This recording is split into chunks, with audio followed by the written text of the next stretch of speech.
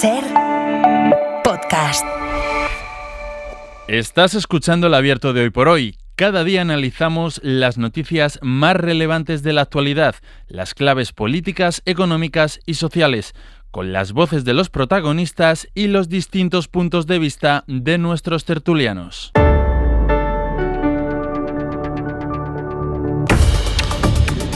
Vamos con el tiempo del abierto en este Hoy por Hoy, esta mañana, con Estefanía Molina. Bienvenida, Estefanía. Muy buenos días, Muy buenos Pedro. días. Con Josep Martí Blanc en Barcelona, todavía no. Ahora le saludaremos. Sí, he sido yo el que se ha adelantado.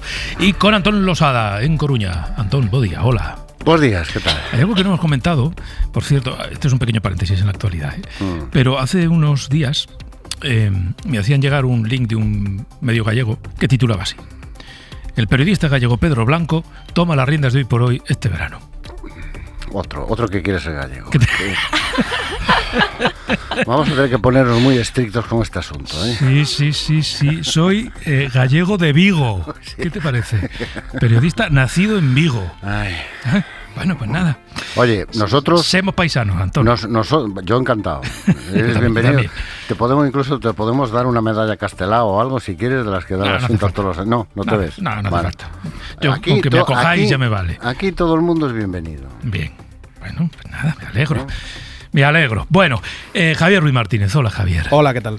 Ya saben que Javier estos días ha estado muy pendiente de la evolución de los fuegos en Madrid. Ha visitado varios días el centro de mando de Navalcarnero, desde donde ha seguido la evolución de los incendios, que están dando algún espacio, algún resquicio para la esperanza, en el sentido de que el fuego no avance y que los vecinos pueden ir volviendo a sus casas, en Ávila, en Madrid, también en Toledo. Se van a acercar a los lugares donde vivían y, por tanto, a las zonas naturales que han quedado, muchas de ellas, arrasadas por el fuego. Y van a ver el desastre. Y el desastre está. Son miles de hectáreas las que han quedado arrasadas, como les decía. Hoy queremos hablar de lo que viene después, de la restauración forestal, si es que se puede, de esas zonas quemadas.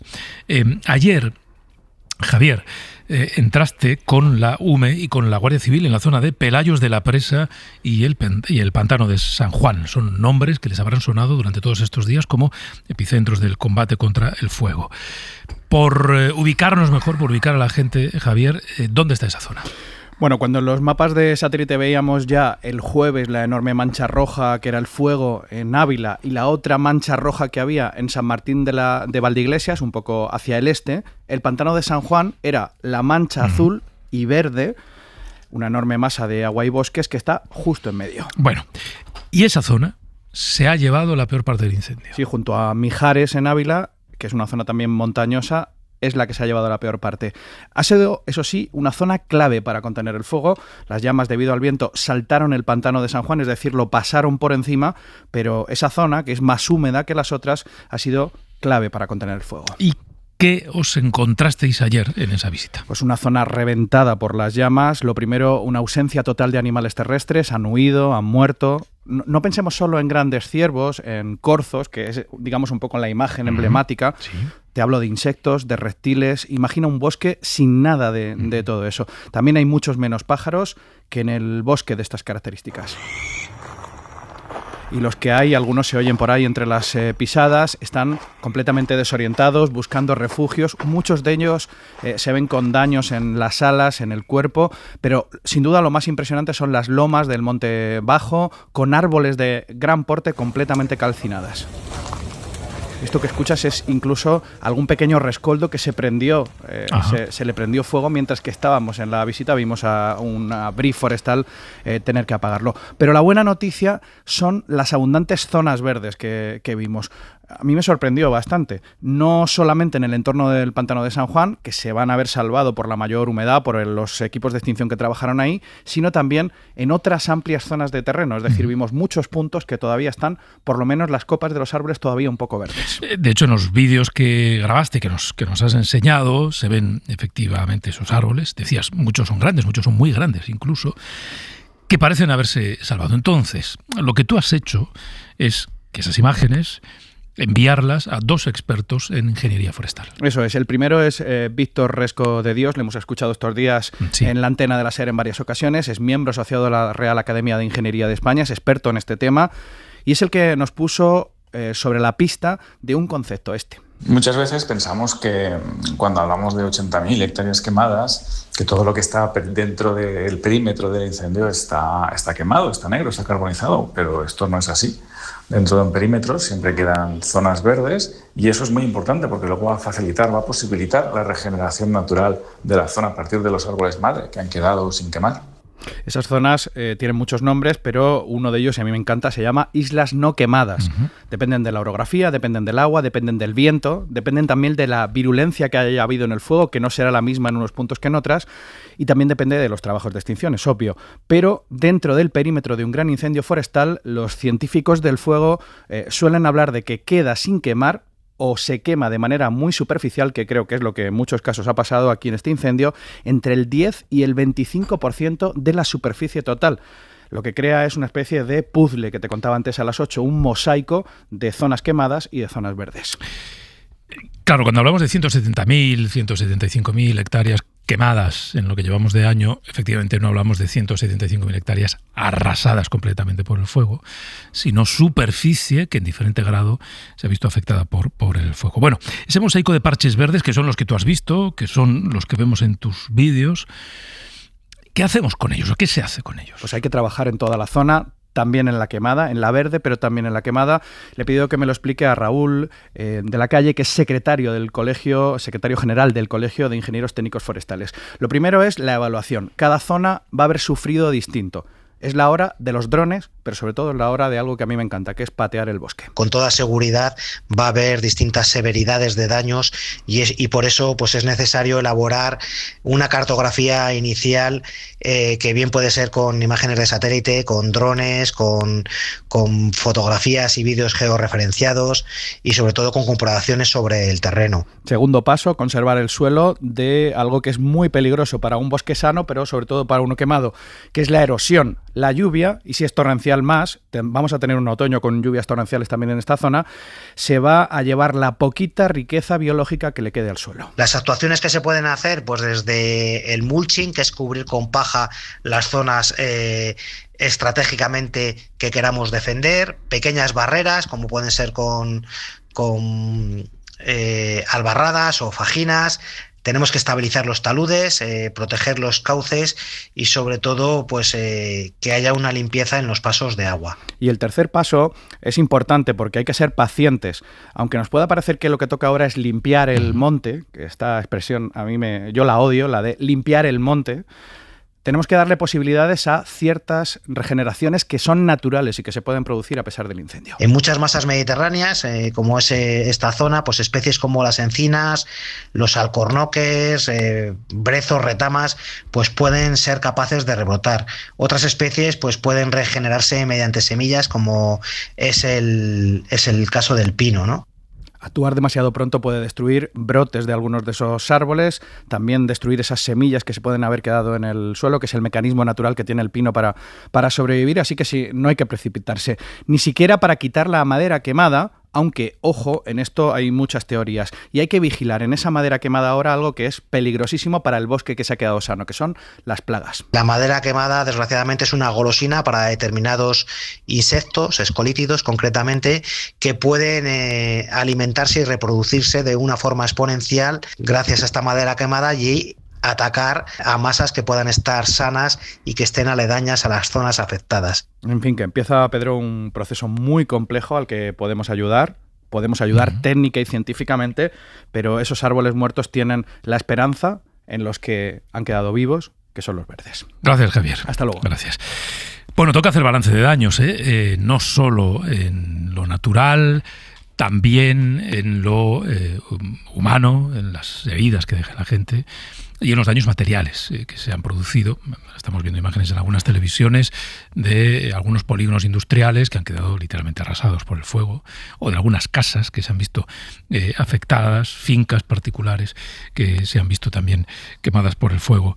Ayer ese peón forestal al que entrevistábamos, Ángel, nos decía: Bueno, es que la gente también tiene que mantener sus propiedades, ¿no? Es que luego cuando el fuego se desata me piden que vaya a salvar su chalet, pero no han tomado la mínima precaución de, por ejemplo, limpiar sus fincas o arrancar las arizónicas, que son como gasolina cuando se declara un incendio. Bueno, esto de la responsabilidad compartida. Voy a saludar a Josep Martí Blanc en Barcelona. Josep, estás por ahí, ¿verdad? Hola, muy buenos días. Bueno, ocurrirá, porque, en fin, los medios somos así, y supongo que no podemos ser de otra manera, pero ocurrirá, Antón, que dentro de poco dejaremos de mirar al monte, como hemos dejado de mirar al monte cada verano, después de los incendios, ¿no? Y sucederá que en el monte habrá procesos naturales, como nos contaban, tendrá que haber intervenciones, no haremos seguimiento, no lo haremos. No sabremos si efectivamente las comunidades o los ayuntamientos invierten lo que tienen que invertir en regenerar la zona, en cuidar las zonas que no se quemaron, en evitar que se quemen el año que viene. Pero bueno, es lo que lamentablemente ocurre todos los veranos, Antón. Bueno, sí lo sabemos, ¿eh? Lo que pasa es que no nos interesa hablar de eso. No digo a nosotros en concreto, a ti y a mí, a los que estamos en esta tertulia, pero no interesa la conversación pública. Es que el abandono es eso. Cuando se habla de la España abandonada, es eso. Es eso de lo que estamos hablando exactamente, que lo que pasa ahí es noticia cuando es un acontecimiento espectacular, llamativo, dramático, terrible, y después nos olvidamos completamente. Precisamente porque nos olvidamos, hemos tolerado que ahora, día de hoy, en España, en agregado, todos, estemos gastando lo que gastamos hace 20 años en extinción de incendios. Lo mismo que hace 20 años, ¿eh?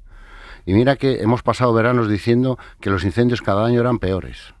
Y los responsables políticos advirtiéndonos de que los incendios eran cada vez más difíciles de apagar y que hacían falta más medios y que el año que viene iba a haber. Bueno, pues estamos como hace 20 años, exactamente igual. Pero lo peor no es eso, lo peor es que estamos hace 20 años en extinción porque hemos dedicado casi la tercera parte de recursos menos a prevención. Casi la tercera parte menos de recursos a prevención. A lo mejor habría que empezar por ahí. A lo mejor había que empezar por exigir a los responsables políticos de todas las administraciones, pero especialmente las administraciones autonómicas y especialmente aquellas gobernadas por el Partido Popular y Vox, que gasten lo que tienen que gastar en los incendios que están llegando ahora, que son incendios de sexta generación. Y una segunda reflexión que me parece muy importante, lo decían los expertos a los que habéis entrevistado, no hay que limpiar el monte para reconstruirlo, lo que hay que hacer es administrarlo.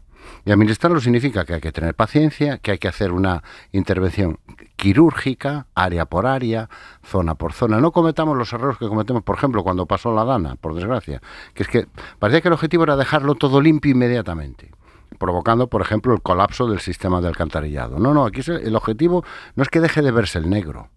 El objetivo es que el negro se recupere.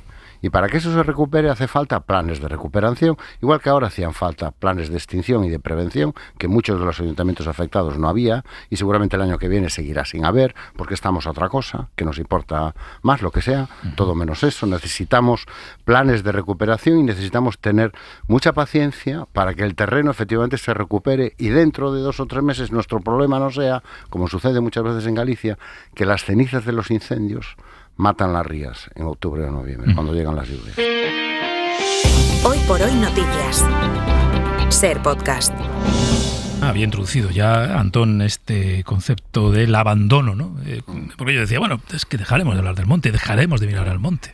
Nos olvidaremos de todo lo que sucede a un fuego de las dimensiones del que se ha vivido en Ávila, en Los Gallardos, en Guadalajara o en Madrid. Estefanía. Sí, retomando el hilo de lo que comentaba Antón, es que al final somos una sociedad, obviamente, que cuando ocurre una tragedia estamos allí los primeros y los medios de comunicación, pero luego el seguimiento a lo largo del año de cómo se está reconstruyendo, obviamente nuestra atención ya está en otra cosa.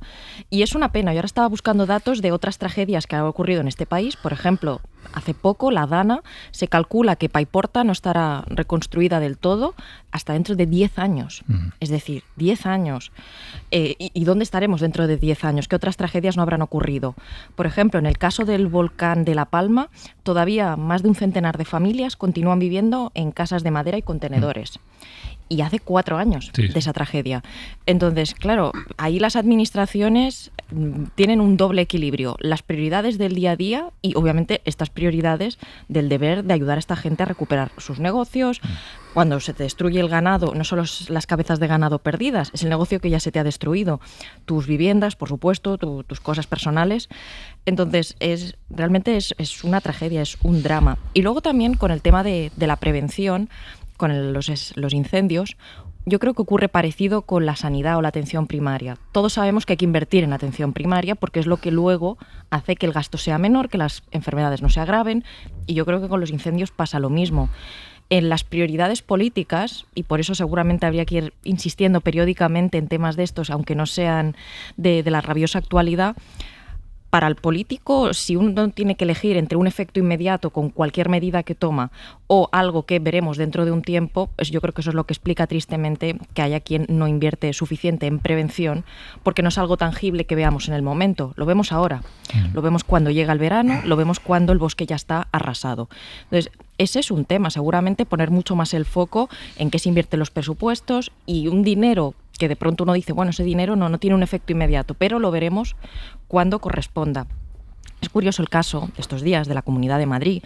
Se insiste en que no invierte poco, pero precisamente la partida que garantizaría que cuando ocurren estas cosas se mitigue, porque yo creo que hay que hablar en términos de mitigación. El bosque quema si prende, pero ¿cómo se mitiga? Uno, asistimos al cambio climático, los incendios de sexta generación, el suelo está completamente seco, pero luego también hay es tener el personal laboral bien cuidado, que esa labor se esté haciendo al cabo del año y que no haya vacíos de gestión. Se puede convivir con no poca inversión en ciertas partidas, pero que no sean exactamente las necesidades concretas de cada sitio. Lo comentábamos la semana pasada. La particularidad de la Comunidad de Madrid es que a poco que avance el fuego llega a las casas. Pues es pequeña, bastante densamente poblada en algunas zonas, pero luego también tiene más capacidad de coordinarse los efectivos por ser un territorio más pequeño. Yo creo que son muchas cosas, es decir, son muchos elementos, tampoco se puede despachar, ¿no?, en uno solo, también la posibilidad de agilizar los trámites a la limpieza del bosque. Obviamente no hay ninguna ley que prohíba, usted no puede limpiar su parcela, pero sí que se habla mucho de que hay dificultades burocráticas. No las hay, eso es falso. No, bueno, falso es que eso no. Es falso. No, falso no. Eso es falso. No solo no es que no haya dificultades burocráticas, es que los ayuntamientos te obligan a limpiar.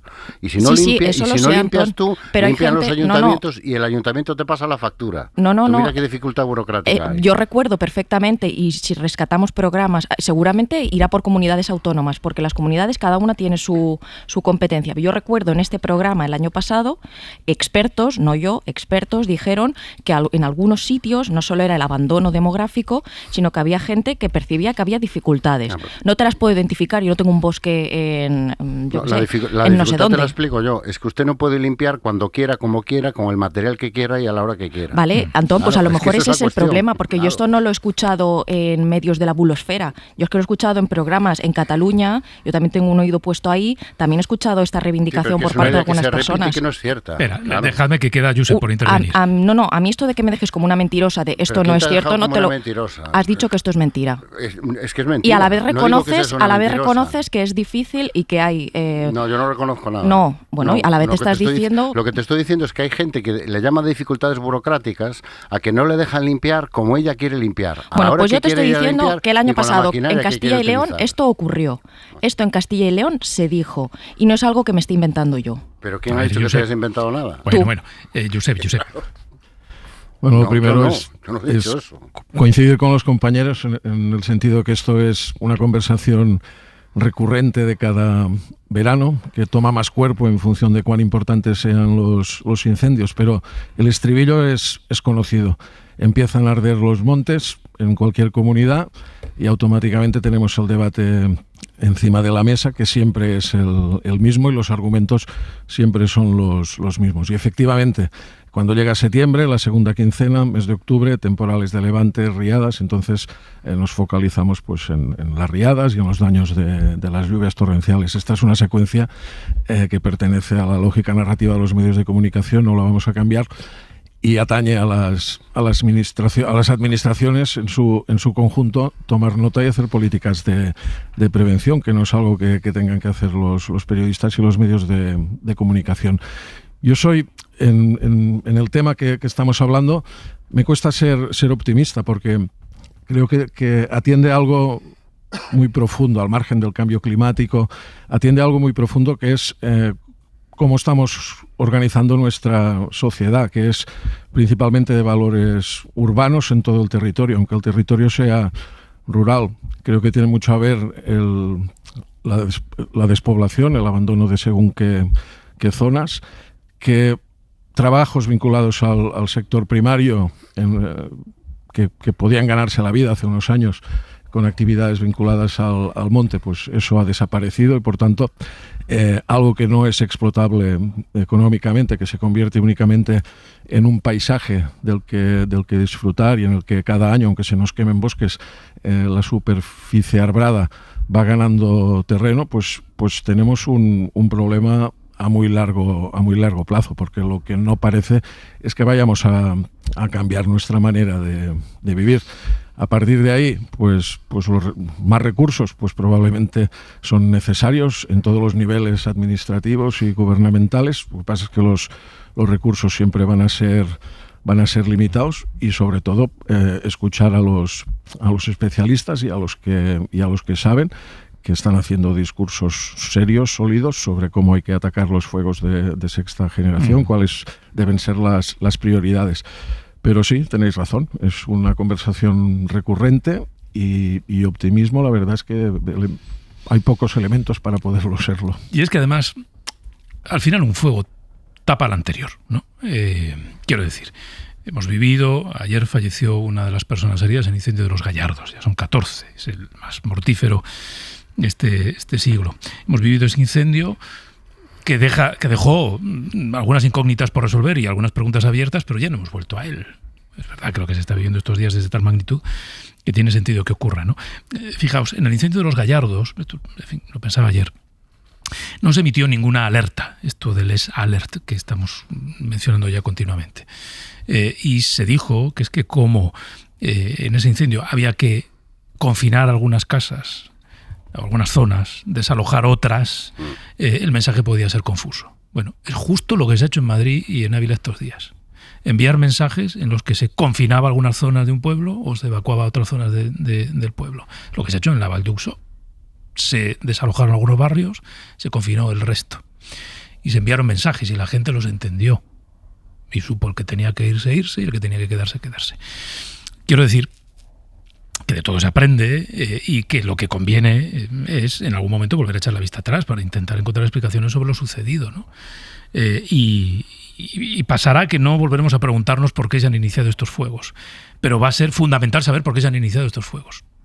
Hoy El Mundo hace un relato de cómo empieza el fuego de Burgondo, con unas labores de construcción de un camino por una empresa contratada por una cooperativa de la zona que utiliza una maquinaria que no debe. Claro.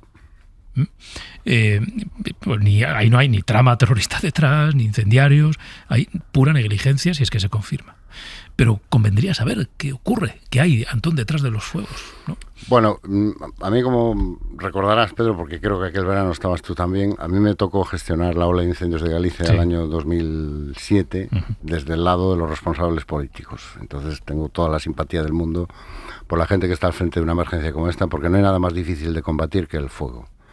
Y la cantidad de circunstancias que se pueden producir durante una ola de incendios es inimaginable, y las dificultades con las que uno se enfrenta, así que toda mi simpatía, todo mi apoyo y todo mi esfuerzo. Pero efectivamente, eso no debe eludir o evitar el debate, primero sobre cómo se ha gestionado la emergencia. A mí en los fuegos de Madrid hay una cosa que me llama muchísimo la atención, que es la rapidez con la que semana pasada escaló todo en apenas 24 horas. Sí. Que, bueno, seguramente es así, seguramente no había otra manera de evitarlo, pero en la Comunidad de Madrid pasamos de no hay fuegos, prácticamente no hay nada, está todo controlado, el problema es Ávila, a declarar la emergencia nacional en 12 horas.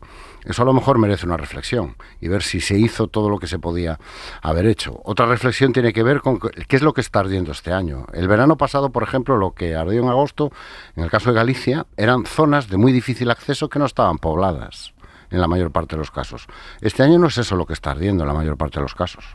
Este año lo que está ardiendo es la franja, esa franja gris entre lo urbano y lo rural, donde hay muchísima población muchas veces dispersa y donde hay todo tipo de circunstancias y situaciones que hacen efectivamente muy compleja cualquier labor de extinción. Pero yo sí creo que hay que hacer, primero, un análisis serio sobre cómo gestionamos cada incendio y cada emergencia. ¿Por qué? Porque se aprende mucho, te lo digo yo por experiencia. Se aprende muchísimo.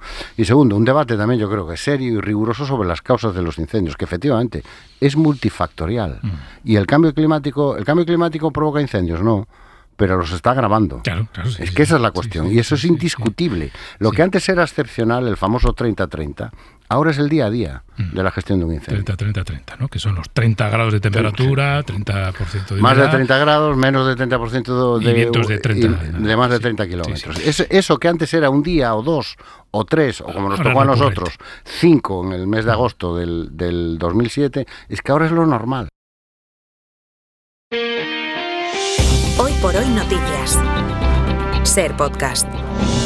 El presidente de Castilla-La Mancha, Emiliano García Paje. Presidente, buenos días. Hola, muy buenos días. Bienvenido, gracias por acompañarnos. Muchas gracias y enhorabuena. Ahora hablamos de los dineros, si me permite llamarlos así, de la financiación.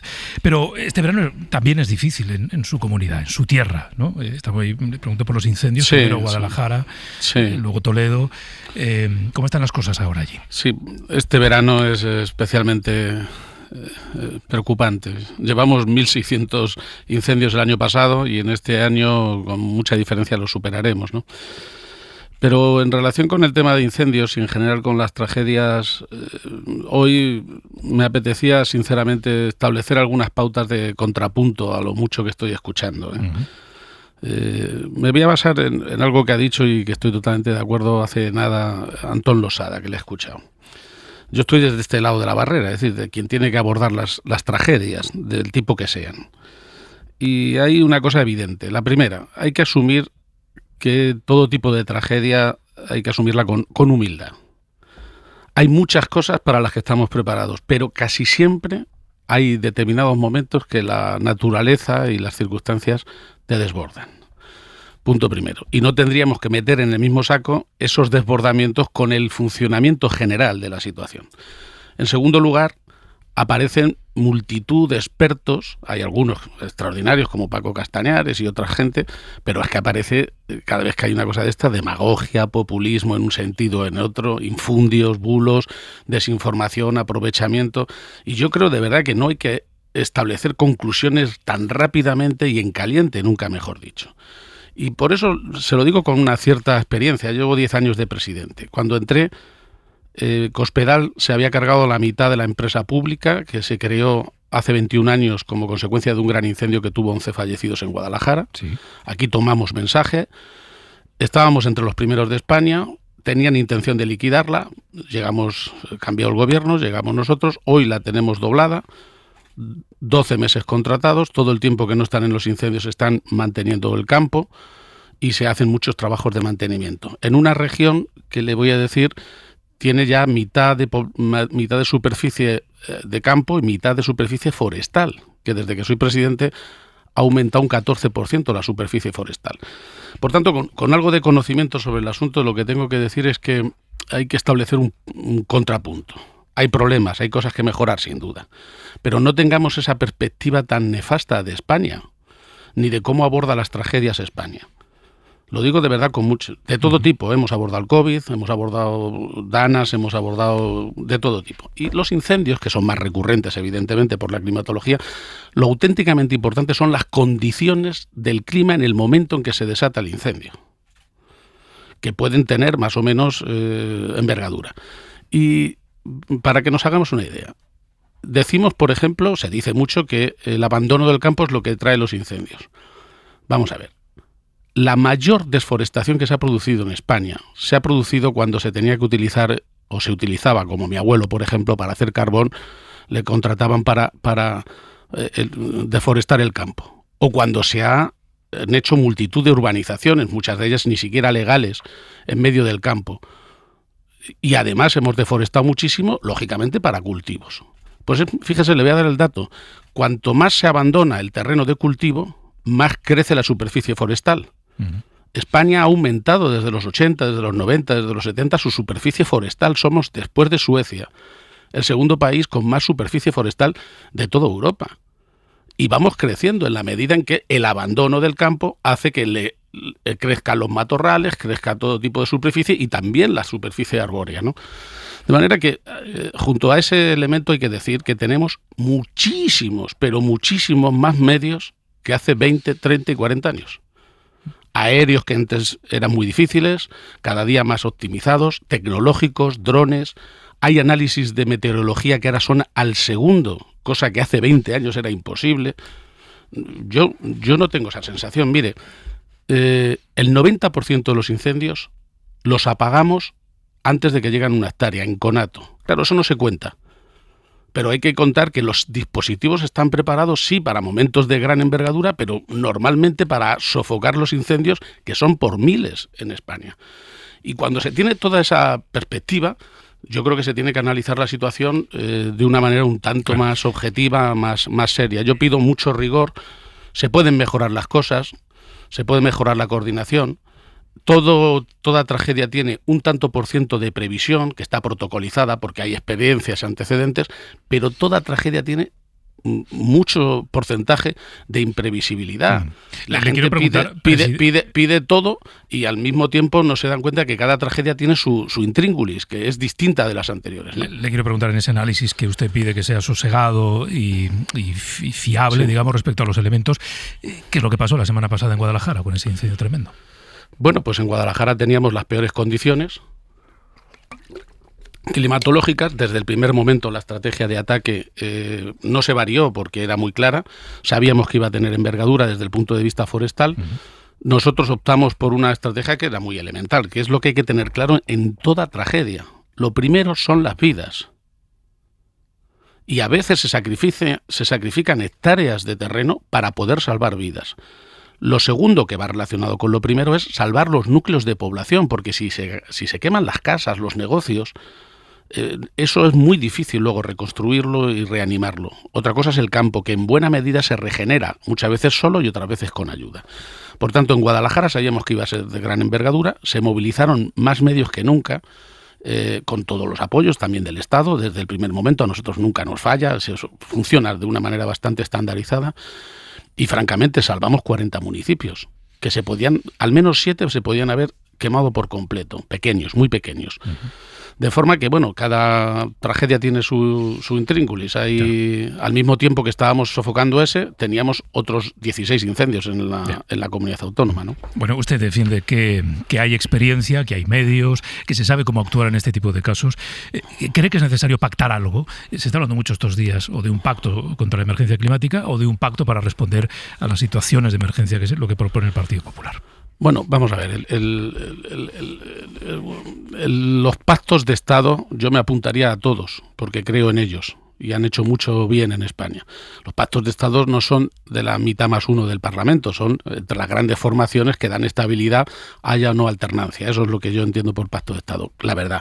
Plantear un pacto de Estado en estos momentos con el ambiente político que hay a lo largo de toda la legislatura me parece poco realista, pero en todo caso coincido con el presidente, coincido con el gobierno. Hay que poner pie en pared a los discursos que relativizan o niegan el cambio climático. ¿Hacen daño? Claro que hacen. Para poder arreglar cualquier problema, primero hay que tomar conciencia. Y el que lo niega, lo relativiza o frivoliza, lo que hace es minar esa conciencia. Si no hay conciencia, nunca estaremos de acuerdo en poner dinero, porque luego hay problemas para pagar impuestos para poderlo financiar. Si no hay conciencia, no tomamos medidas a nivel individual y a nivel colectivo. Por tanto, sí, hay que combatir eso. Para eso no hace falta tampoco un pacto, simplemente hay que tener determinación política, ¿no? Y luego, el cambio climático es algo que no es opcionable. Hace ya mucho tiempo que no es una opción. Quien lo está negando, niega la inteligencia humana. Miren, la humanidad, a raíz de la Segunda Guerra Mundial, tomó conciencia con las bombas nucleares. Hoy hay tanta potencia nuclear instalada como para cargarnos el planeta de golpe. Tomó conciencia de que este planeta no lo podemos cargar o de golpe o poco a poco. Y tenemos muy claro que no lo podemos cargar de golpe porque hay energía nuclear, y sin embargo hay quien nega que no lo podemos cargar poco a poco, con nuestro modo de vida, con nuestro... Y el clima está cabreado, eso no cabe ninguna duda, manda mensajes cada día más evidentes, y no es para mí una opción, y hay que combatir claramente todo tipo de negacionismo. Ojalá pudiera haber un pacto, Desde luego está muy claro que el gobierno defiende una política de sostenibilidad en la que España ha avanzado muchísimo, ¿eh? Somos el país más avanzado en energías alternativas. Hemos cuidado y hemos ampliado muchísimo la superficie forestal y de espacios protegidos. Les recuerdo que en España hace 50 años era fácil construir en el mismo mar, casi en las playas. Hoy se han tomado muchas decisiones. Yo tengo una perspectiva, sí, siempre superadora de inconformismo, pero también al mismo tiempo un poco optimista, porque no se puede pasar de lo trágico a lo cómico tan fácilmente como pasamos en este país con todo. Le habíamos convocado aquí porque hoy se iba a reunir el Consejo de Política Fiscal y Financiera, Gobierno, Comunidades Autónomas, votar el nuevo modelo de financiación. Queda pospuesto a septiembre. Decía el Gobierno que con voluntad de diálogo para seguir negociando. ¿Usted cree que hay posibilidad de cambiar? Bueno, yo a estas alturas, mire usted, lo primero que le plantearía al Gobierno, yo se lo he dicho al ministro, se lo dije al anterior y se lo digo al presidente. Y me da lo mismo con este Gobierno que con el anterior, porque llevamos 12 años de retraso en la financiación. Parece mentira que estemos negociando y hablando de financiación sin haber tenido 4 presupuestos. En el final, aunque quede un año, ¿no?, de legislatura, y con la precariedad política que hay. No es un contexto como para abordar un gran pacto de Estado. Tengan en cuenta que el Consejo de Política Fiscal y Financiera, en términos legales, es un poco un trámite muy estéril. La mitad la tiene el Gobierno, es decir, siempre sale lo que quiere el Gobierno, da igual, ¿no? Es un trámite. Pero más allá de eso, es bastante lamentable avanzar en un modelo en el que casi todo el mundo esté en contra.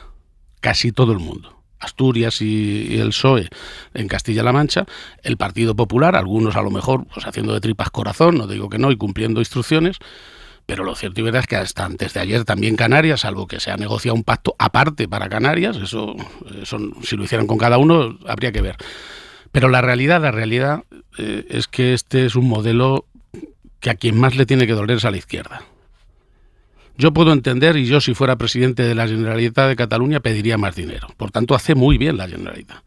Pero una cosa es el planteamiento de pedir más dinero y otra cosa es asumir el modelo independentista, que no es que quiera tener más dinero, sino siempre y por sistema más que los demás. Y ese es el lamentable planteamiento de ordinalidad que significa que en España predicamos que la renta se paga, los más ricos pagan más y los más pobres menos. Y ese sistema de progresividad que ha defendido siempre la izquierda se rompe en la medida en que aquí no se paga a las comunidades autónomas por lo que les cuestan sus competencias, que sería lo lógico, y aplicarlas en territorios muy distintos, unos muy poblados, otros dispersos, otros con islas. No se aplica eso. A quien más tiene, más se le paga. Y ese planteamiento yo no lo voy a asumir desde un planteamiento progresista. Me parece que además nos daña, y particularmente en mi tierra, para colmo.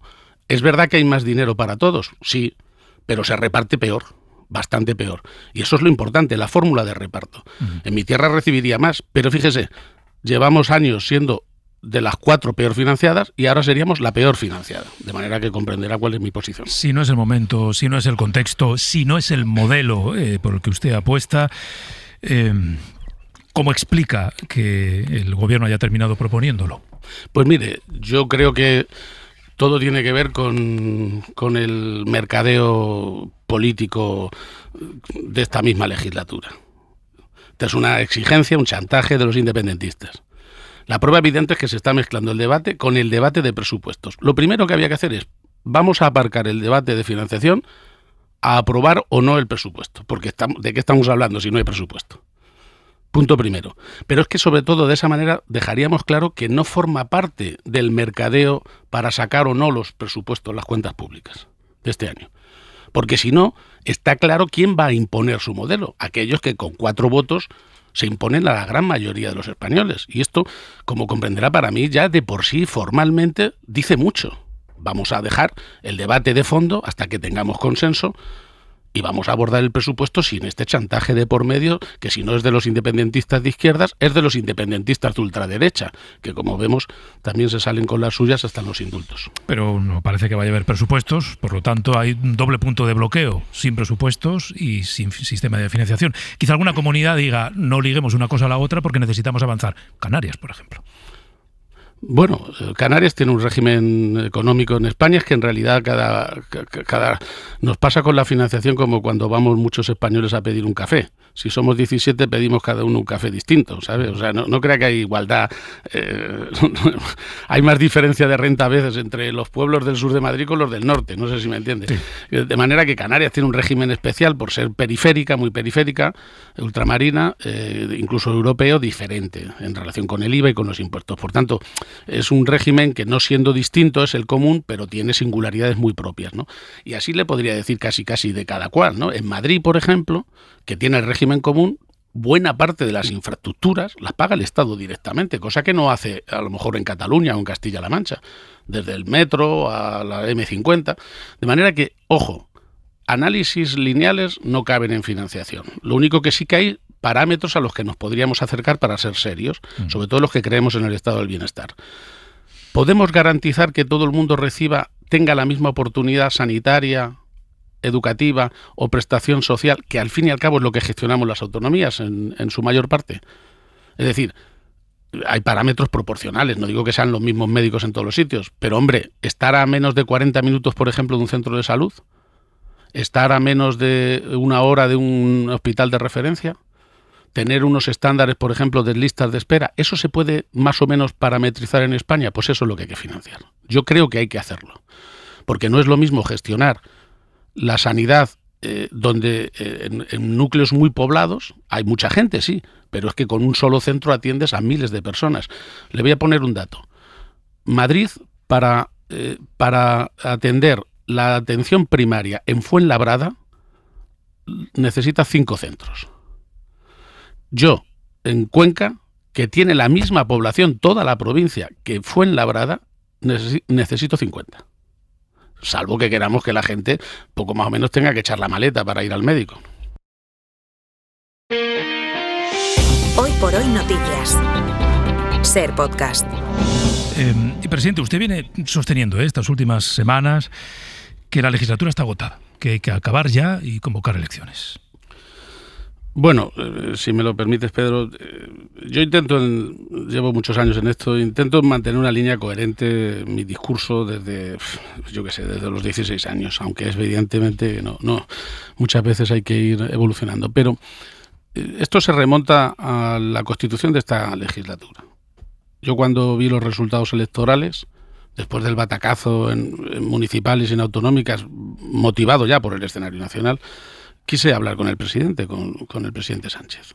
No lo conseguí. Mi planteamiento era muy sencillo y luego lo he verbalizado. Vamos a ver, antes que ceder con el independentismo, además de ultraderecha, como es el independentismo de Junts, racista y xenófobo, como el propio Sánchez ha dicho, y yo también, mantengo, antes que tener que pisar líneas rojas para la izquierda, para el PSOE, para la socialdemocracia, y antes de meternos en un laberinto sin salida, yo hubiera preferido negarnos como partido, como opción de gobierno, a las exigencias de Junts. No hubiera podido haber un gobierno alternativo y seguramente de haber repetido elecciones. Fíjese que esto es un salto mortal. Solamente con ese planteamiento hubiéramos hecho inútil y estéril el voto de Junts, innecesario, y habríamos podido avanzar y ganar el PSOE mucho mejor. Pero esto es evidentemente retrotraerse. ¿Por qué le digo esto? Porque desde el primer momento mantengo que nos hemos metido en un laberinto sin salida, como por otro lado es evidente. Es decir, a estas alturas incluso nos va a costar encontrar, ahora que está muy de moda esta expresión, una ventana de oportunidad para convocar elecciones fuera del clima de corrupción, fuera del clima de crispación, del muro de frentismo que tenemos planteado, ¿no? Y en un contexto en el que nos ha sido muy difícil sacar adelante muchas cosas. Mire, de verdad, créame, la inmensa mayoría de la gente que yo conozco, concejales, alcaldes, candidatos, desde hace mucho tiempo plantean que no puede volver a pasar que el contexto nacional, que la situación nacional, que lo preside todo, lo abarca todo, lo centraliza todo, termine otra vez destrozando las expectativas o las posibilidades y oportunidades. Esto lo sabe todo el mundo que entiende algo de política. Yo veo la situación muy difícil, puedo entender y entiendo que el presidente del gobierno quiera agotar la legislatura, eso es lo lógico, intentar agotarla, y que en todo caso no anticipe que la va a disolver, porque evidentemente eso nunca se hace. Pero la realidad es que yo creo que todo tiene que tener un parámetro, todo tiene que ser útil para algo. La legislatura y gobernar significa sacar adelante tus proyectos, los tuyos, no digo los de los otros, ¿no? Y finalmente, en el momento en que se entienda que eso es inviable, yo creo que las legislaturas se acaban por definición. No es un plazo constitucional, es un plazo simplemente de viabilidad política, ¿no? Ya que usted se remonta al inicio de la legislatura, en su opinión, ¿hoy España está mejor o peor que hace 3 años? Bueno, yo no soy muy partidario de categorías absolutas. En algunas cosas estamos bastante mejor, en términos, por ejemplo, de evolución económica, en planteamientos sociales. Yo comparto muchas cosas del gobierno, como comprenderán, por eso quería preguntarle si eso es atribuible al eso gobierno. no suele ser noticia. Las cosas que comparto, ¿no? Siempre se analiza más cuando el hombre muerde al perro, ¿no? Eso lo estudian ustedes en periodismo, que cuando el perro muerde al hombre. Pero hay líneas rojas en las que yo no coincido por completo, ¿no? Pero sí, en conjunto hay muchas cosas de las que podemos presumir, y se han ganado algunas batallas que lamentablemente quedan difuminadas y colapsadas ahora mismo por el tema de la corrupción. En el ámbito internacional yo creo que tenemos una posición más que decente y digna en relación con los planteamientos internacionales y el populismo ultraderechista que se está imponiendo desde Netanyahu a Trump, ¿no? Hay cosas que evidentemente me resultan muy saludables, hay otras que no. Yo, por ejemplo, veo en riesgo la cohesión nacional, sobre todo con el modelo de financiación. Veo que en muchas ocasiones la precariedad política nos ha impedido adoptar decisiones y reformas que eran indispensables y armonizar muchas cosas. Pero bueno, para entendernos, me hubiera gustado que esta legislatura, aun siendo conflictiva y siendo laberíntica y difícil y muchas veces para mí discutible desde el punto de vista de nuestros límites políticos, nuestro perímetro político, me hubiera encantado que no estuviera finalmente colapsada y opacada por los problemas de corrupción, porque si hay algo que no nos podemos permitir es no tener la guardia muy alta moralmente hablando ante estos temas. Lo dejamos todo, el tema de la corrupción, en manos de los jueces, cuando realmente antes que todo eso habría que hacer un análisis moral. Decimos quién denuncia, todo eso está muy bien.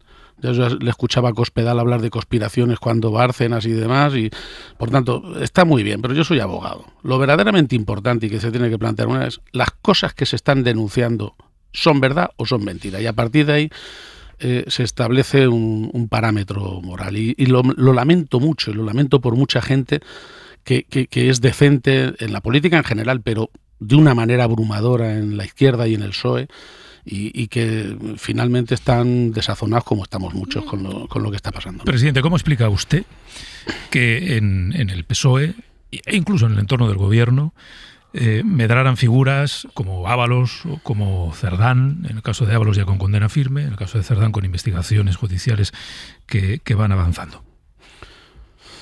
Bueno, yo creo que las dinámicas internas del propio partido, los partidos políticos son bastante rechazados en España, pero su vida interna termina condicionando la vida política española. Los conflictos que ha tenido internos el PP han condicionado si luego gobernaban o su estrategia en la oposición, y muy evidentemente los del PSOE, que ha presidido el gobierno más tiempo la democracia que nadie. Por tanto, los intríngulis internos de los partidos, y particularmente del mío, están detrás de muchas de las cosas. La situación convulsa que se produjo y que desembocó en aquel lamentable 1 de octubre, donde nadie lo hizo bien, y fue para mí lo peor que he visto en política desde el punto de vista personal, pero en el fondo estaba un debate, y es el que estamos teniendo 10 años después. Y es si el PSOE es un partido vertebrado, con perímetro, con límites, en el que no vale todo para conseguir el poder, o lo contrario. Y esto se escenifica muy claramente con los límites que hemos pisado. Es legítimo querer gobernar aun pactando con quien sea. Es legítimo desde el punto de vista, pero para mí no es asumible y no es defendible. Y por tanto yo creo de verdad, sinceramente, que cuando se quiere a un partido, yo soy desde los 16 años, hay que querer al partido en el momento que está, pero sobre todo pensar en que tiene que seguir ganando después, y 5 años después, y 10 años después. Y esa es la situación que a muchos nos trastorna. ¿Usted cree que Pedro Sánchez se quiere más a sí mismo que al partido? Usted ha llegado a decir que el proyecto de Sánchez es Pedro, ¿no? O al revés, el proyecto de Pedro es Sánchez. Sí. Bueno, estamos en un planteamiento no solo en España. En realidad, ahora mismo la política mundial es muy personalista. Eso tiene cosas buenas, porque vivimos una etapa de comunicación, y tiene cosas malas. En todo caso, lo que está pasando, como comprenderá, no es solo culpa de una persona, ni de Pedro Sánchez, ni tampoco... en realidad es una responsabilidad que asumimos todo el mundo, ¿no? Unos desde el silencio, muchos desde el silencio, otros simple y llanamente asintiendo, otros ligeramente porque ponen por delante su interés monetario, de sueldo, de nombramiento a otras cosas, ¿no? Hay de todo. Pero yo no voy a residenciar todas las dificultades, lógicamente, en Pedro Sánchez, que tiene todo el derecho del mundo a tener ambición política, que es la gasolina que mueve la política. Si no quisiéramos ganar la confianza de la gente, no funcionaría el sistema democrático, que siempre sería la alternativa mucho peor. Por tanto, no ese es el problema, pero hay que tener parámetros de coherencia siempre. Por ejemplo, cuando hablamos de corrupción, de verdad, ahora cree que con la que nos está cayendo en materia de corrupción, ganamos en credibilidad indultando a gente que ha sido condenada por corrupción. ¿Es posible que nos crea más gente hoy que hemos conocido a última hora de la jornada de ayer indultos, alguno muy claro por chantaje independentista como el de Laura Borràs, que no tiene nada que ver con el tema de la amnistía, ¿eh? Es decir, indultando por corrupción, que es algo que hemos prometido no hacer nunca, ganamos en credibilidad para decirle a la gente que estamos en contra de la corrupción, y más si es de los nuestros. En esos indultos hay 2 personas del PSOE, del entorno del PSOE, sí, y Laura Borràs, efectivamente. No, pero sí, a mí no hago distingos, ni del PP, ni del PSOE, ni independentistas, ni medio pensionistas. Es decir, es que hay conceptos que no se deben indultar, como es la corrupción. Y lo hemos dicho por activa y por pasiva, y lo hemos prometido. La prueba más evidente es que cuando las cosas se hacen así de tapadillo y sin quererlo contar, pues evidentemente, como comprenderá, es que ya hay la asunción de que esto es algo muy doloroso, ¿no? Pero no ganamos en este contexto. Cuando más necesitamos dar una sensación de firmeza y de intolerancia contra la corrupción, no podemos indultar por corrupción. ¿Usted cree que aunque sea ya con agosticidad y cuando todo el mundo está con la maleta hecha para irse de vacaciones? ¿Usted cree que Zapatero ayuda a esto que está reclamando precisamente? Bueno, toda la información que está saliendo del expresidente es muy dolorosa. Mire, yo le he conocido de presidente del gobierno, le he apreciado mucho, lo sabe él. Me duele especialmente porque yo le conocí de presidente y, no sé, yo no soy de esos de poner la mano en el fuego, porque esa era una prueba de la Inquisición a los acusados y ninguno salió ileso. Pero vamos, está totalmente convencido de que no tenía ningún tipo de ambición económica. Claro, yo ya después de dejar la presidencia, pues no conozco otras cosas, pero deseo ardientemente que pueda defender y explicar su causa o sus distintas causas en los tribunales, ¿no? Más allá del análisis moral, que en todo caso estamos obligados a hacer, ¿no? Pero para eso también hay que tener claridad de los hechos. Yo le recomendaría personalmente, no soy quien para dar consejos, que se centre en la estrategia judicial. Porque cuando se está delante de los tribunales y con acusaciones tan fuertes, intentar mantener un relato y una explicación pública, sinceramente, es cosa imposible. De manera que yo creo que tiene que centrarse en la estrategia judicial, para él y para la familia sería lo mejor y punto. Y los demás, desear que lo pueda explicar y salir bien. Y si no, condenar claramente. Y alegrarnos de que la justicia se abra paso. Esa es la actitud con la que tiene que reaccionar cualquier partido político. ¿A usted su relato le ha convencido? No, tengo muchas dudas. Tengo muchas dudas y es lo que más me corroe. La duda es lo peor. Si tuviera la certeza de que todo es falso, estaría tranquilo. Si tuviera la certeza de que todo es verdad, estaría fastidiado. Iba a decir otra cosa más lamentable, pero estaría muy fastidiado, pero tranquilo. Lo peor es la duda. Y sinceramente, pues las informaciones que se conocen se traducen en dudas, y el que no las tenga, me parece que, sinceramente, es que el fanatismo y el sectarismo de partido no llega a ese punto, ¿no? Ser militante no significa ser cómplice. Emiliano García Paje, presidente de Castilla-La Mancha, gracias por habernos acompañado esta mañana. Muy bien, muchísimas gracias. Gracias y muy buenos días. Bueno, pues las impresiones del presidente de Castilla-La Mancha, que vamos a comentar junto al resto del contexto con Estefanía Molina, con Antón Losada y con Josep Martí Blanc. Estefanía, empiezo por ti. Quiero decir, este tono crítico del presidente de Castilla-La Mancha no es nuevo, lo viene sosteniendo últimamente con el gobierno de Pedro Sánchez, con la figura de Pedro Sánchez, con los pactos de Pedro Sánchez. Sí que introduce algún elemento nuevo que yo creo que tiene interés y que es relevante respecto a los indultos de ayer, ¿no? Es decir, en un momento en que la corrupción nos está suponiendo una grave crisis de imagen y de credibilidad en el Partido Socialista, no contribuye indultar a gente que ha sido condenada, que es verdad que son los 3 casos que se indultan ayer por corrupción. Pero en todo caso es un contexto, digamos, su discurso general, Estefanía, de alguien que desde dentro del PSOE no comparte ciertas cesiones que se han ido haciendo desde el principio de la legislatura.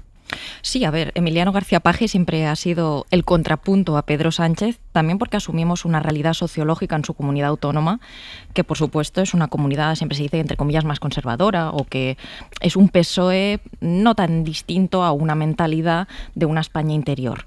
Y eso es así. Al margen de eso, yo creo que obviamente siempre que le escuchamos uno piensa, bueno, pues siguen habiendo voces críticas en el PSOE. Porque la realidad es que Pedro Sánchez ha manufacturado un partido a imagen y semejanza. Yo creo que esta especie de presidencialismo que él ha instaurado en el PSOE, donde ahora el poder es de la militancia, ya no lo tienen los varones, un poco aquel paradigma de es más democrático que te elija la militancia. Pero luego hemos visto que también hace formaciones más cesaristas donde ya no hay contrapesos intermedios. Los varones van al Comité Federal, si quieren pueden decir lo que quieran, pero ya no tienen mecanismos, si están disconformes con el secretario general, ya pasó una vez, lo depusieron.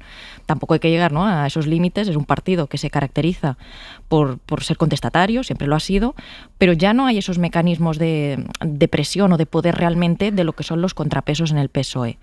Sobre lo que ocurrió ayer, yo estoy de acuerdo en ese punto, es decir, la amnistía para buena parte del electorado progresista ha sido plenamente amortizada, útil, ha devuelto Junts a la gobernabilidad, le está generando a Junts una crisis en sí misma, porque mucha gente percibe, y eso lo sabe también bien Josep, que se han vendido al Estado, que han enterrado el procés a cambio de sus indultos y amnistías, y eso le está generando una crisis y catapultando Alianza, pero el caso de Laura Borràs u otros casos no se enmarcan dentro del proceso independentista.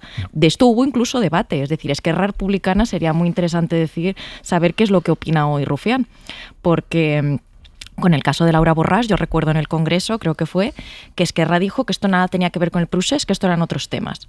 Y claro, ayer el presidente del gobierno presenta una ley, como un anteproyecto de ley que ya se anunció en febrero, de impulso de la lucha contra la corrupción, etcétera, no sé cuántos, y ayer indulta a una serie de personas cuyas condenas son por esos motivos. Entonces yo creo que eso no... Y al final de la rueda de prensa, o sea, no da tiempo a que la gente pueda quejarse o impugnar el tema, ¿no? Ya llega el verano, pasado pisado. Pero yo estoy de acuerdo con Paje en eso. Es decir, el procés, incluso en el que el Paje estaba disconforme, ya estaba amortizado. Lo de ayer yo creo que incluso a Esquerra tal vez le chirría. Josep. No, sobre el indulto a Laura Borràs, creo que hay que añadir una cosa que no se recuerda, que es un indulto parcial y que viene recomendado y solicitado por el tribunal que la condenó, que dijo, oiga, esta señora es culpable, pero la condena que le aplico es excesiva, porque el Código Penal a eso me obliga. Por tanto, recomendamos el indulto al tiempo que la condenamos. Es un indulto parcial.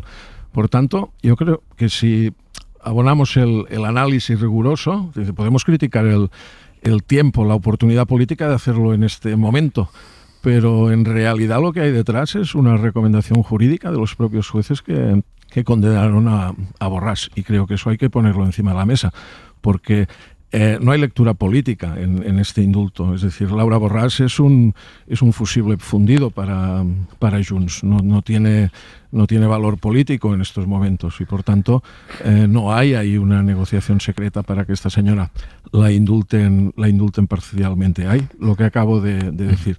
Sobre la entrevista, creo que hemos escuchado a un Emiliano García Paje moderado en sus planteamientos. Lo hemos oído otras veces con más vehemencia.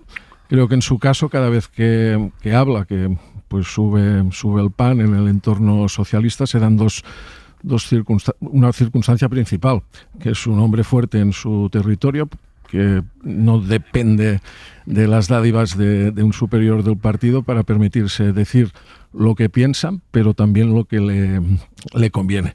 Y en el transcurso de la entrevista hemos oído algunas afirmaciones, pues que algunas tienen más sentido que otras. A mí, por ejemplo, escuchar que Junts es un partido racista, que es lo que viene diciendo Podemos desde hace un par de años, me parece que es un exceso y que no atiende a la realidad del discurso que hacen los junteros. Y el final de la entrevista ha sido, para mí, es una cita que me la he apuntado, que dice: ser militante no significa ser cómplice. Yo creo que esta es una reflexión válida para todos los partidos que en tiempos de personalismo han derivado hacia la obediencia ciega, y por tanto escuchar a gente que desde la militancia critica abiertamente las políticas de su partido siempre me parecerá algo muy, muy sano y conveniente. Antón. Sí, bueno, yo primero insistir en el argumento del indulto técnico a Laura Borràs. Es decir, es un indulto parcial que viene recomendado efectivamente por el propio Tribunal Superior de Justicia de Cataluña, y tiene que ver con que, según dice el tribunal, por el delito de falsedad continuada se le obliga a imponer una pena de 4 años, que es el grado mínimo, que considera excesiva porque ya la ha penado por prevaricación, y lo que pide es que se reduzca esa condena a lo que se le ha reducido, a 2 años, que la libra de ingresar en prisión, pero no la libra de haber sido condenada y tener los correspondientes antecedentes penales.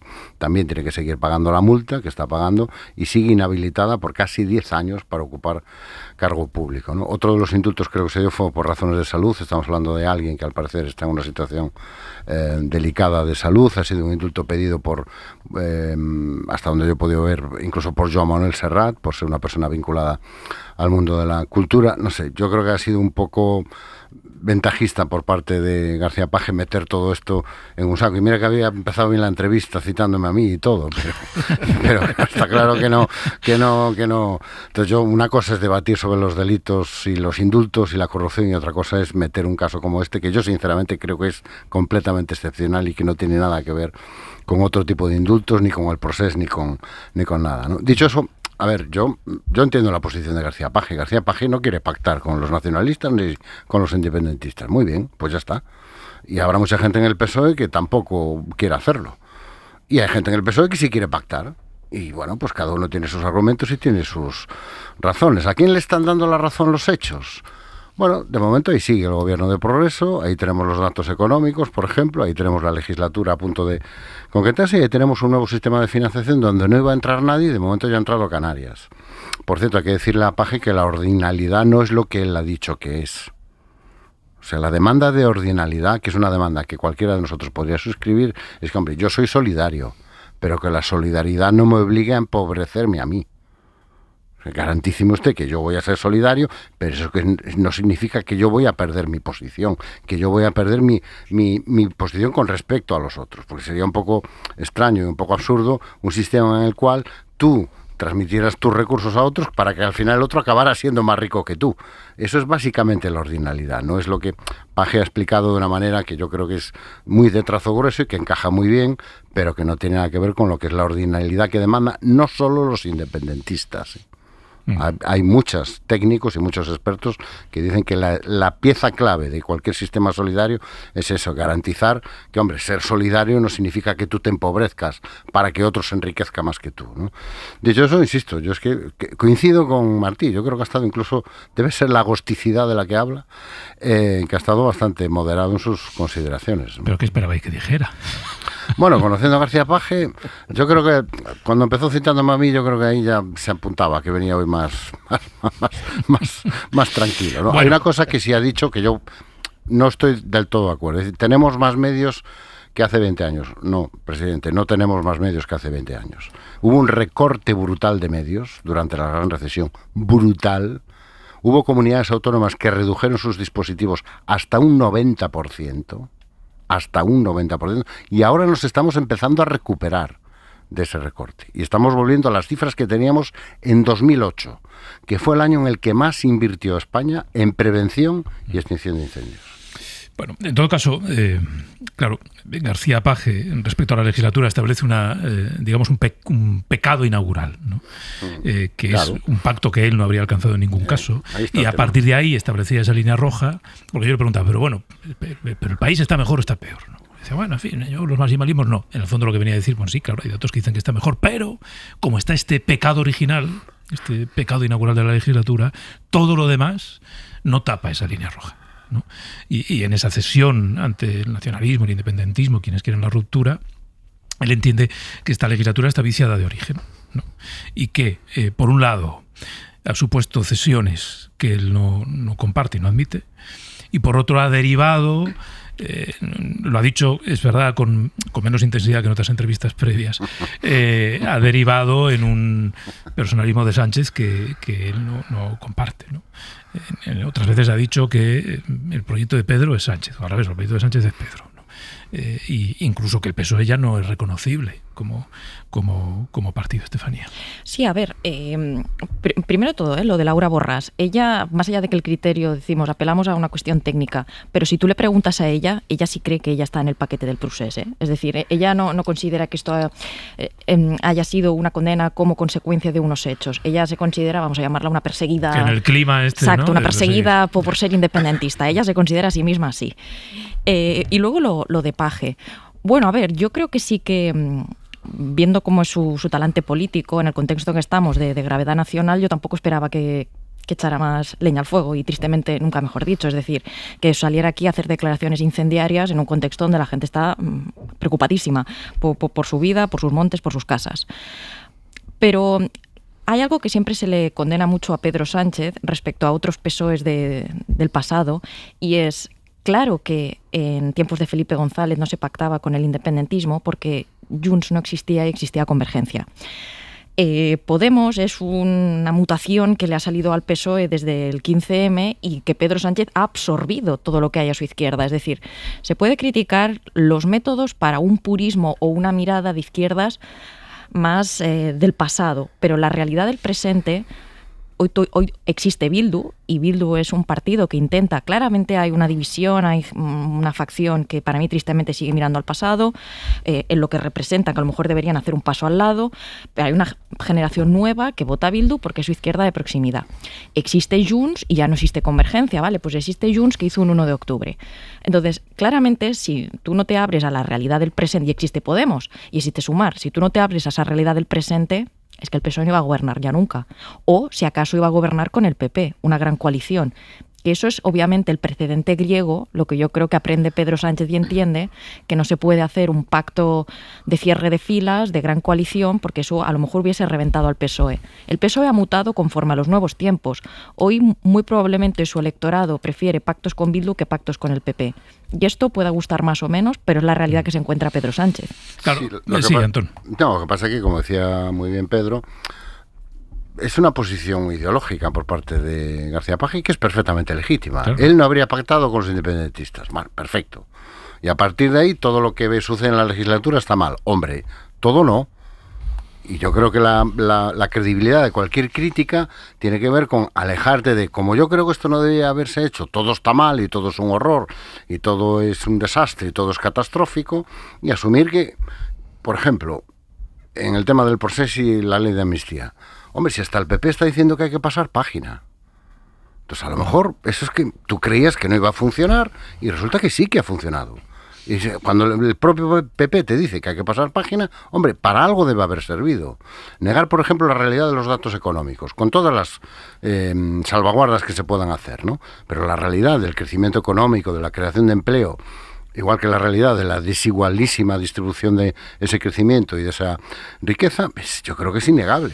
Y yo creo que ese es uno de los déficits que tiene en este momento la posición de García Paje. Es decir, tú no habrías hecho este gobierno, vale, perfecto. Pero es que a lo mejor este gobierno, aunque sea como un reloj que está estropeado, de vez en cuando da bien la hora. Josep, un minutillo. Yo creo que el presidente se ha olvidado de... Es decir, la mácula de origen de la legislatura, cada uno tiene su opinión, pero claro, en el presente el problema es que el pacto con Junts ha salido mal desde el primer día. Y hemos normalizado que vamos a terminar una legislatura entera, o casi, sin elaborar unos presupuestos generales del Estado, que es la principal ley por la que se gobierna un país, que marca prioridades y asigna recursos. Y en este sentido, yo creo que la legislatura tiene máculas muy importantes y esta es una, aunque el presidente de Castilla-La Mancha no lo haya nombrado. Dejadme que vuelva a algo del principio, porque en una pausa de publicidad Estefanía me dice, oye, me gustaría dejar reconducida esa ya entendido acusación de Antón Losada de estás mintiendo respecto. Ninguna acusación. Bueno, claro, pero me gustaría que ella expresara el sentimiento con el que se ha quedado, que yo creo que esto es muy sano, ¿no? Cuando alguien entiende que se ha proyectado una imagen, Estefanía, que no obedece a la realidad. Te lo agradezco, Pedro. Yo quiero retomar las palabras que había dicho. En primer lugar, yo he empezado diciendo que no es verdad que no se pueda limpiar el bosque, pero que hay quien aprecia que hay ciertas dificultades burocráticas. Y el punto de Antón ha sido, no es verdad, es tan sencillo como pedir una autorización. Vale, pues incluso eso, Antón, hay gente que no cree que sea tan sencillo. Y me voy a remontar a declaraciones que han hecho expertos ingenieros de montes.